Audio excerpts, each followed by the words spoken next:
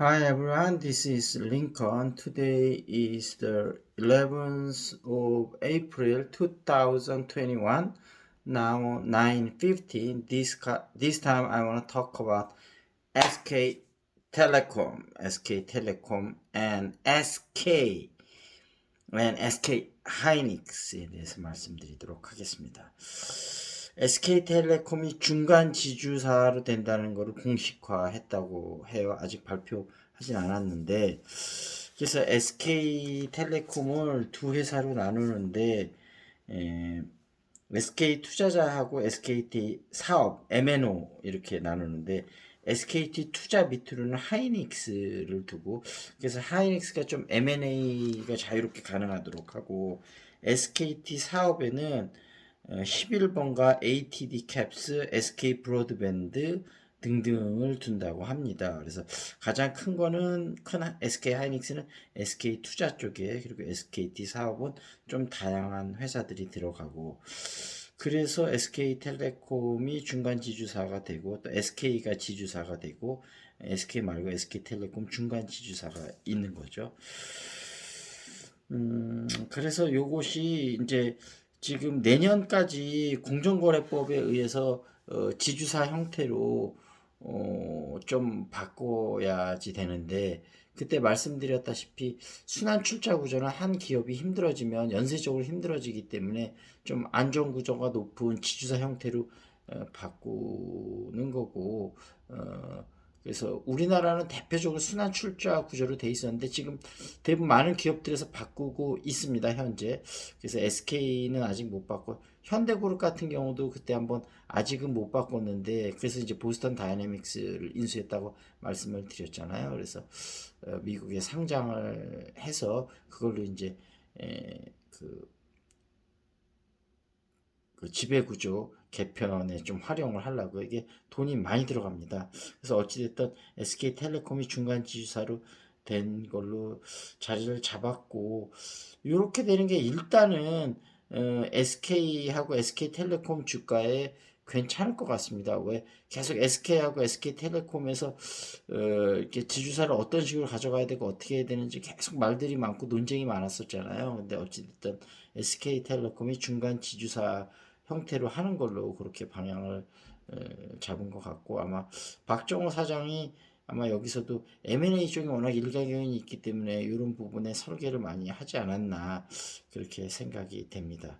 그리고 이제 SK텔레콤이 그 자사주 성과급 제도를 시행한다 그래요. 그래서 아마 좀 직원들의 사기 진작을 위해서 그렇게 하는 거라고 생각이 되고, 아까 좀 전에 말씀드렸다시피 SK 이노베이션하고 그다음에 뭐죠?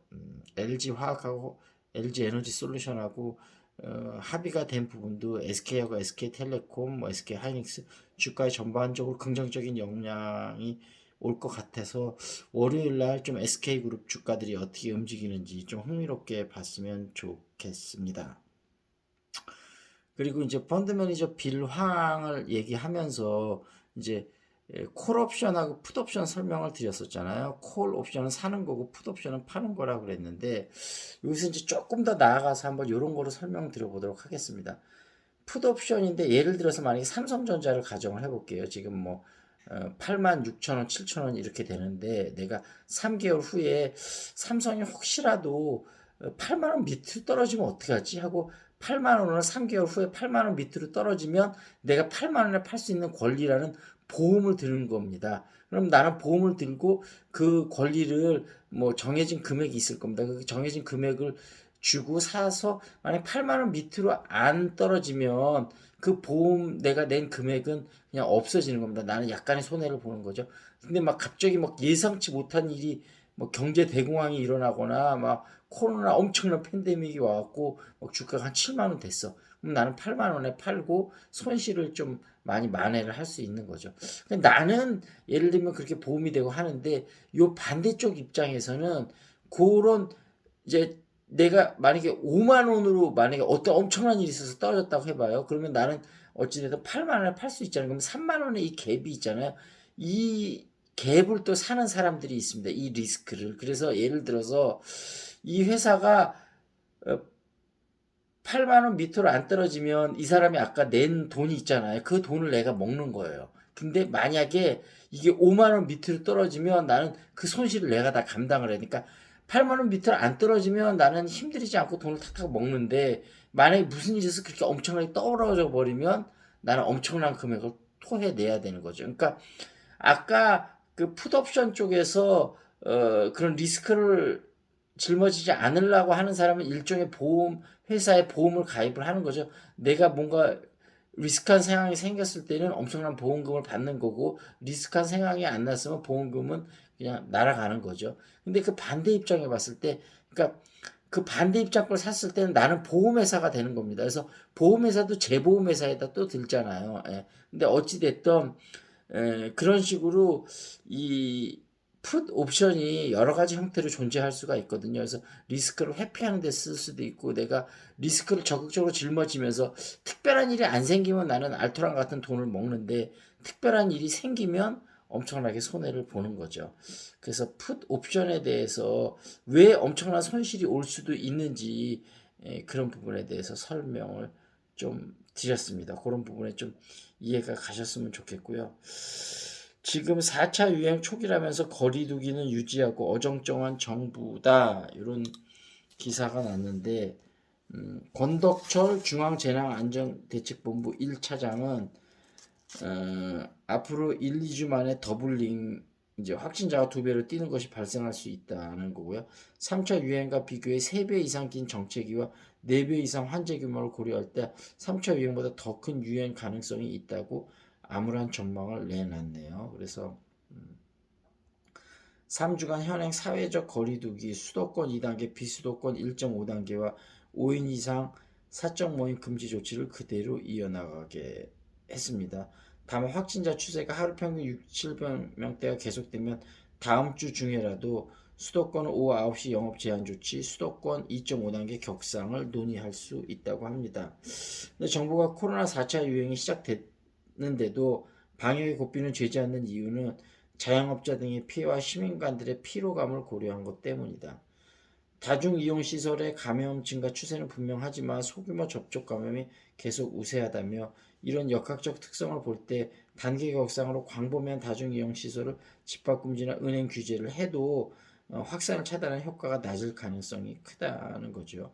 그래서 하루 1000명 이상 확진자를 치료할 병상이 확보됐고 3차 유행 당시 확진자 사망자가 집중적으로 발생했던 요양병원이나 요양원에는 백신 접종이 대부분 이루어졌기 때문에 집단 감염과 사망자가 확 줄어들었다는 점도 현상 유지를 택한 배경으로 작용을 했다. 근데 전문가들은 좀 우려하고 있다고 그래요. 정재훈 가천대 예방의학과 교수는 골든타임이 지나고 있어 지금 단계를 안 올리면 더 오래 올려야 한다. 방역을 국민에게 떠넘기는 아니란 결정이다. 하고 좀 아쉬움을 표했다는 얘기가 있었습니다.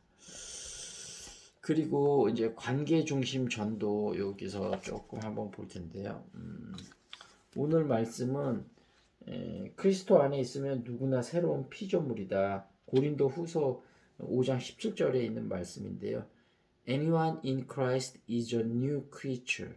이 new creature 할 때 이게 참 많은 부분을 감당을 하는데요. 그럼 new creature라면 우리가 뭔가 기존에 있던 것들을 벗어나서 뭔가 새로운 모습을 보여줘야 되는데 이것이 참 쉽지 않습니다. 아우 막 좀 오늘 운동을 좀 많이 했더니 막 좀 피곤하고 잠이 오는 것 같으네요. 이 정도에서 마무리하고 조금 쉬어야 될 것 같습니다. 자, 그러면 어찌됐든 SK텔레콤, 그 다음에 주 SK, 그 다음에 SK 하이닉스 나쁘지 않다는 소식 전해드리면서 마치도록 하겠습니다. 내일 한번 SK그룹 주가 기대해 보도록 하겠습니다. See you next time. This is Lincoln.